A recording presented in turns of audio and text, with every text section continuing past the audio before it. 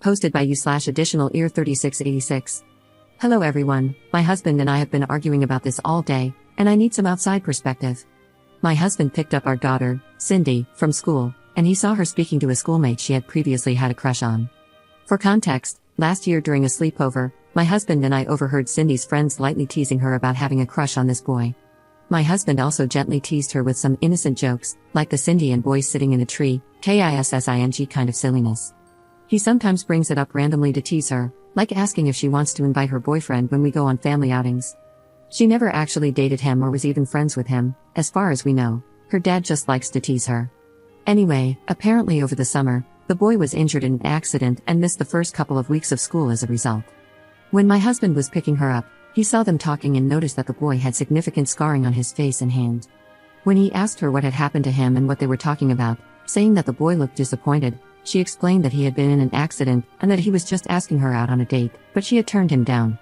My husband was furious with her and scolded her for being so shallow as to reject him because his appearance had changed. Cindy was crying when she got home. She told me everything and insisted that she had been polite when turning him down and was simply not interested in him romantically anymore.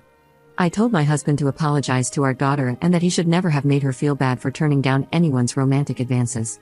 I explained that our daughter is old enough to decide who she is attracted to, and it would have been cruel of her to say yes out of pity, leading him on. My husband is now saying that he sees me differently and that I should be ashamed for teaching Cindy to be a shallow monster and ableist. He is also angry that I undermined him when he was scolding our daughter and says we should not undermine each other's authority when disciplining our child. I wasn't trying to undermine him, I just don't think it's healthy to make our daughter feel guilty or ashamed for not being interested in someone. I do feel bad for the boy, but I don't think it is anyone's place, neither mine nor my husband's, to tell Cindy she has to date someone or that she's a bad person. Am I wrong here? Update 2 days later. Hi everyone, I got a lot of responses yesterday and thought I should update you on what has happened since I posted. First, I want to address some things I saw in the replies. 1. Many comments implied or outright stated that if my daughter's reasons for turning down the boy, I'll call him Sam for this post, were primarily because of the change in his appearance after his accident, then my husband was right, and she was a shallow monster, and I was enabling her. This didn't sit right with me and was hurtful to hear. But people also pointed out that if the roles were reversed, and it was my daughter whose appearance had changed and she was then rejected by a boy, I would probably be livid at the boy, right? These comments stuck with me and really made me think more deeply about the situation. I'm really glad I was asked these things because it made me realize what lessons I wanted my daughter to take away from this experience.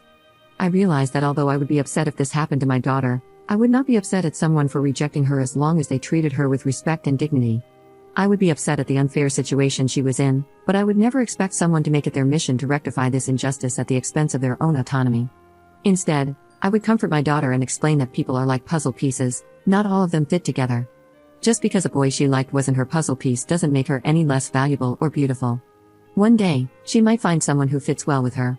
2. The lesson I wanted my daughter to learn from this was that she was not shallow for rejecting someone romantically, regardless of the reason, even if it was physical. Everyone is owed human decency and respect, but not romantic affection. Denying someone equal respect and dignity because of their appearance would be shallow, but she did not do that.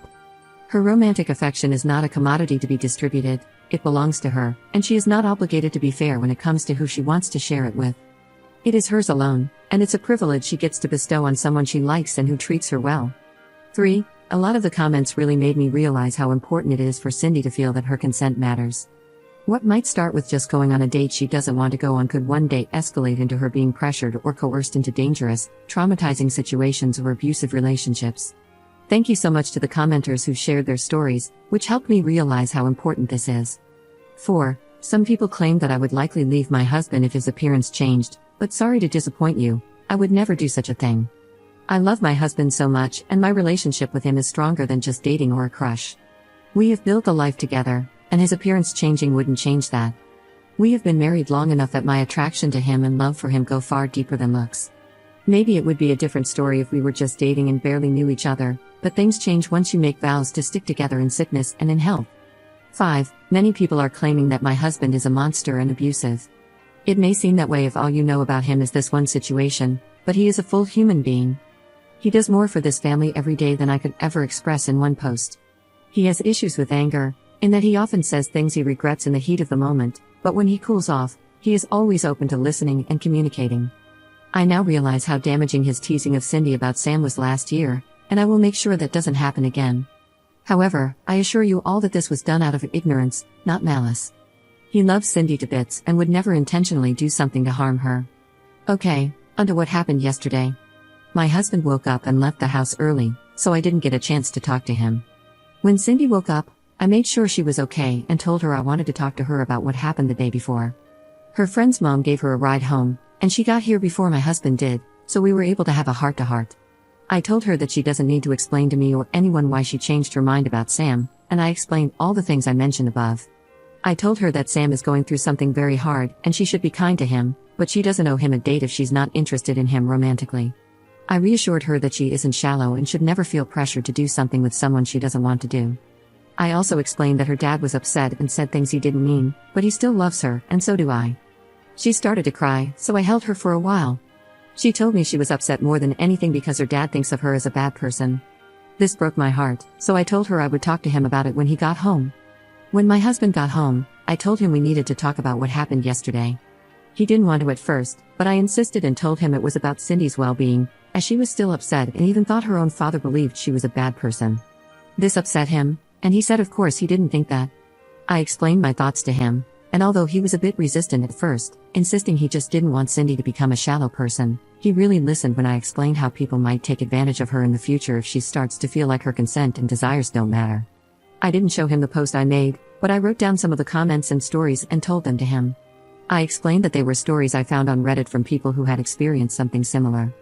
I chose not to show him my post because so many comments were unfairly painting him as a monster, and I was worried it would make him defensive. I think it broke through to him because he was really upset at the thought of our daughter one day being manipulated into staying with someone who was hurting her. He went to talk to her privately in her room while I prepared dinner, and afterward, she seemed a lot happier and was joking around with her dad again. Today, they're both planning to go bowling together as well. Thank you, everyone, for the advice, the stories, and for motivating me to stick to my decision to defend Cindy. You guys are awesome.